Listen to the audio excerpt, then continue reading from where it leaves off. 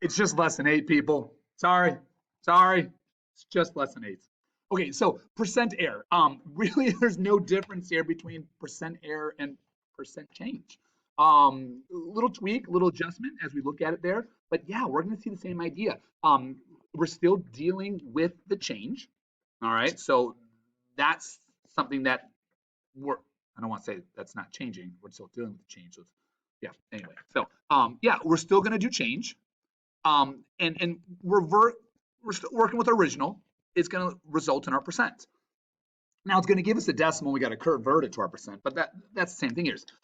What we want to keep in mind is the original. All right, the way we're looking at that phrase original, we're going to replace it knowing that it's the exact.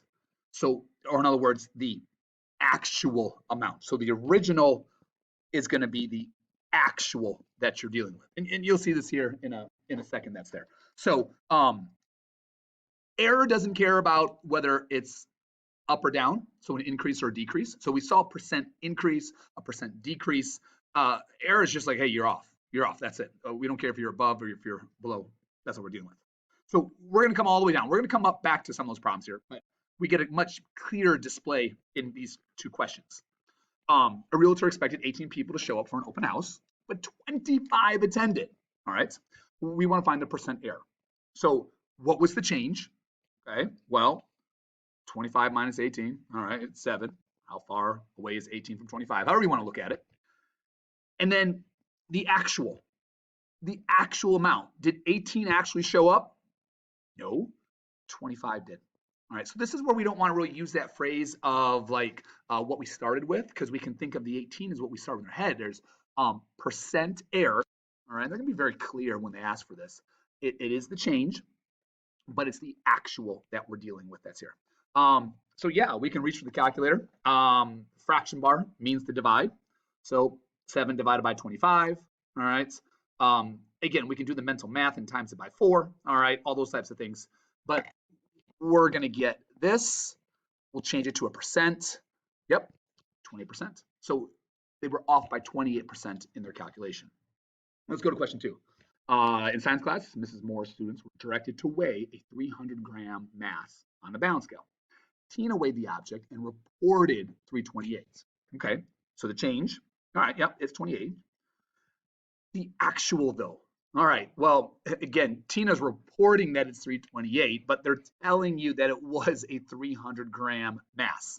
So that is the actual that's there. So it's not always like the first thing or it's like the second thing, because it switched in that previous problem. That's why we're using that word actual. All right.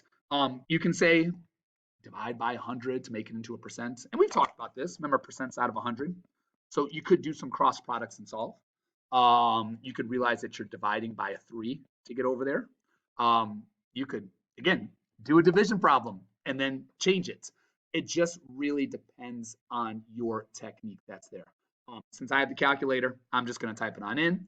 I'm going to do the 28 divided by 300 like I did in the previous problem. Calculator is going to tell me 0.09 and the 3 repeating. I do need to convert it. So that is 2 places. So that's 9 3/10 repeating percent. So again, need that repeating bar, need that 3/10 that we're looking at. All right. So yeah, I mean that's kind of it that's there. It's a way of conveying information. So as we kind of go back up here, but you know what? That's enough. We got it. It's doing the same thing that's there. There's only so many different ways that we can say it until we start confusing people. So yeah, I'm sorry that we're ending here. I kind of promised you another question, but you're happy with it. Well, you're welcome. We'll see you later.